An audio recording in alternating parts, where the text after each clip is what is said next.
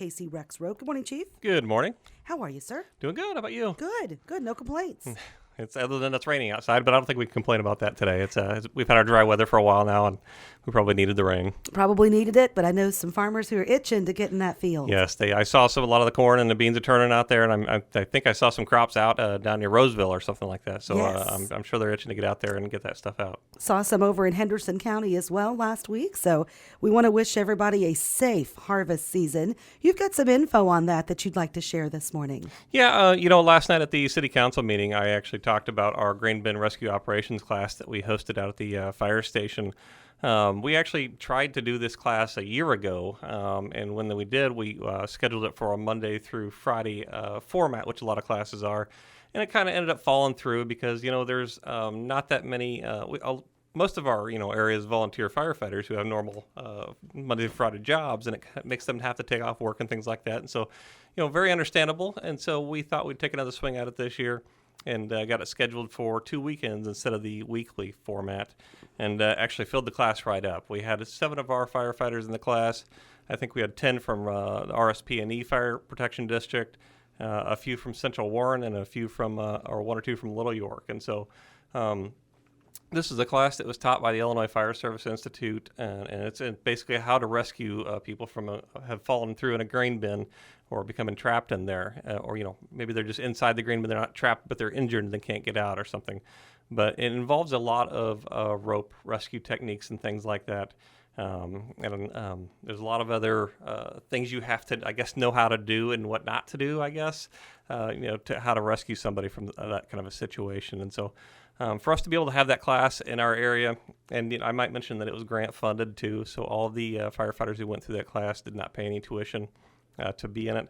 But we kind of saturated our own area, Warren County, and beyond that with firefighters who know how to operate in that kind of a situation. And so very thankful for that because, when we do have somebody trapped, it's kind of all hands on deck, and it takes a lot of people to rescue somebody from that kind of a situation.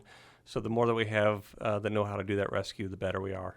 And Chief, what stood out to you in the training? You mentioned what to do and what not to do.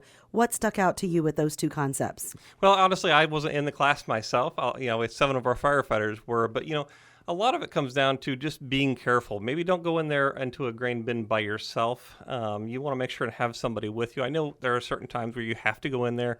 I'm not a farmer myself, but I understand that from what I understand, there's times where you have to go in there to clean it out or maybe check on things and things like that. But don't go in by yourself. At least let somebody else know that you're going in there so they can check on you or know to call somebody if you get in trouble or something like that.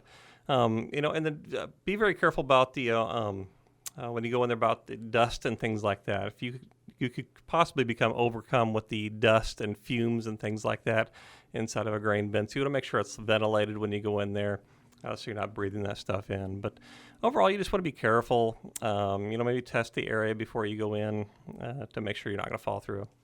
Yeah, that's the biggest fear is that quicksand mechanism. So yeah, and I think that sometimes in the colder weather that can develop that crust on top that's frozen, and you think it's safe to walk across that, and almost like walking across a frozen pond or something like that. You might fall through and get in over your where you can't get out. Well, I'm very thankful that your firefighters here in Monmouth are volunteer firefighters. You said at the RSP&E, also at Central Warren and Little York. So thanks to those guys because they're doing this out of their own time and effort to be able to help and assist locally if we were to be in that unfortunate situation. Like you said, those gentlemen have jobs, daily careers, so appreciate a lot of respect that. for them, that they come in on their own, use their own time, even our own firefighters that come in on their own time on the weekends and things like that. To take those classes. They're very dedicated and they really want to help out in their community and help in that kind of situation. So my hat's off to them. Yes, big time. Thanks very much to our first responders. Okay, what else do you have for us this morning? It's with we're talking about farm safety and things like that. We're getting ready for harvest. Everybody's going to be out in the field like we talked about. Some of the kind of accidents that we've responded to, some of them involve equipment and things like that. And so I just want to make sure that people are taking the time to do check around their equipment. Make sure that the placard is on the back, the slow-moving vehicle emblem, so people can see that coming down the road. You see, in the evening, if you're moving the equipment in the evening or something like that, people can see you from farther away with that reflective thing, so they know to slow down. And do a quick check around your equipment and make sure all the shields are in place, the heat shields. I know there's shields over. There's a lot of moving parts on farm equipment, and very easy to get wrapped up in or something like that. So make sure all those shields are in place and everything looks safe. Make sure they have I know a lot of combines have the fire extinguisher on there. Check and make sure that it is still charged and it's ready to go. You might take that and the fire extinguisher, and we always tell people to maybe take it off, turn it on its side, and maybe tap on it with a rubber mallet or something like that. Some of that extinguishing agent, if you don't use those extinguishers for a really long time, that extinguishing agent can kind of get packed into the bottom of that extinguisher. So you want to loosen that up with a rubber mallet or something like that. But basically, get your equipment ready to go. And another big one is that rollover protection system that's on the tractors and things like that. We've been to a few accidents where people had either not worn their seatbelt when they were on the tractor, or that rollover protection was not in place. And, you can get thrown from the tractor very easily if you're going through a field or mowing somewhere in the high grass and you don't see that hole or something like that, and the tractor can turn over very easily and throw you from the tractor. So just want to make sure all those safety devices that are there to keep you safe are working properly. Okay. And like you said, you're a first responder, or you're the gentleman on the fire department, and we're all, wanting to make sure people are safe on the road. Yes. And you will come up on slow-moving vehicles on the roads, no matter which road you're on. And we have to be careful and slow down and pay attention. Yeah, I know people get frustrated when they come up to the farm equipment, but understand it's only a couple times a year that this happens, where we have the farmers out, and Right.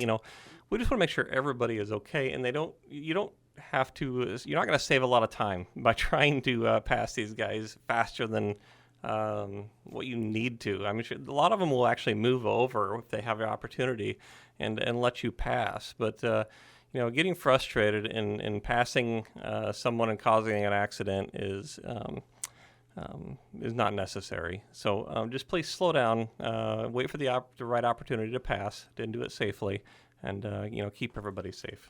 Yes, and devices need to be off or down. Yes, put down the cell phone, stop texting, and make sure that everything's okay. Right, because all you have to do is come around a curve or come up or down a hill, and doesn't even have to be a big one. Right. And boom, there could be a combine right there or equipment moving, and folks need to slow down and pass accordingly. Yeah, and unfortunately, there's only so much that they can do. The farm equipment is so big that they can't just, swerve off the road quickly, to get out of your way. So just make sure that you give them plenty of time, and especially on those country roads, you might be careful going up over the hill and watch for everybody else.